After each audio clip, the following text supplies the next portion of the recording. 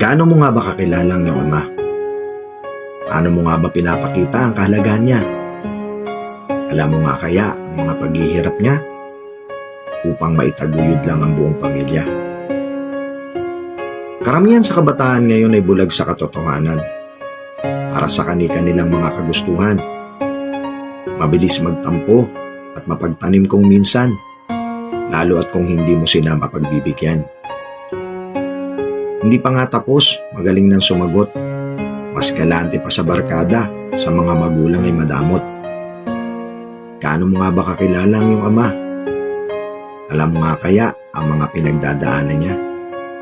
Maitawid lang ang pangangailangan niyo sa eskwela at makita lang ang inyong mga ngiti, sa kanya'y sapat na. Paano mo nga kaya pahalaga ng mga sakripisyo niya kung hindi mo pa kilala ang iyong ama?